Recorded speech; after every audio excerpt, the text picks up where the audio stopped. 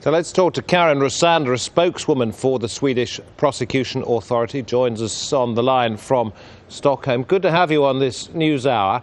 How is it possible that such a serious mistake with the defamation implications it has on Mr. Assange was made? You can't call it mistake because the prosecutor in question has to make decisions on the information available at the moment of decision, and all investigations develop, of course. And yesterday, the new prosecutor had more information than the first prosecutor had the previous afternoon. Then it was a little bit early to issue an arrest warrant, was it not, in the first case, if you didn't have enough information?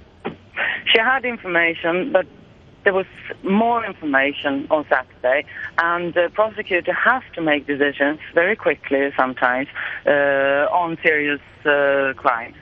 So a mistake was made because not enough information was there, or it was wrong information?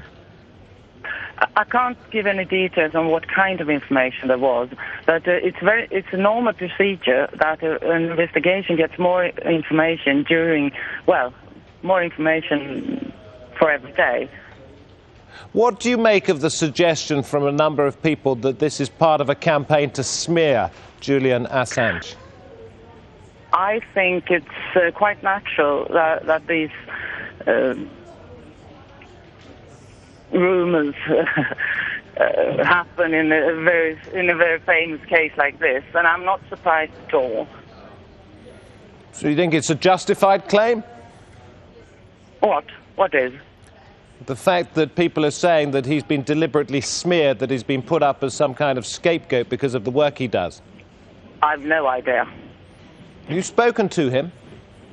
No. Any idea where he is? No. You looking for him? Not at the moment, and the prosecutor in question doesn't know yet whether she wants to interview him or not. She will decide on that matter later. Well, surely it would be the first step to try and contact the person who's at the centre of such an allegation, whether it turns out to be baseless or whether, in fact, it has some basis in fact. Surely the first step is to try and contact the person who's been accused.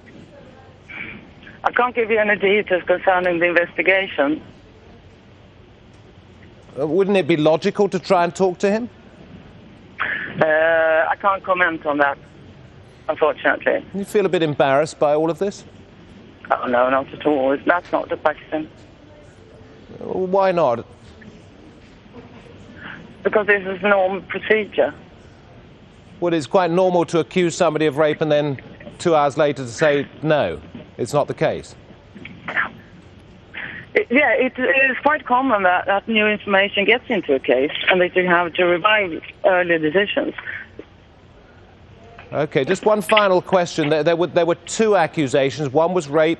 You now say that that's not being investigated. But the sexual molestation, what's happening there? What was the incident as well?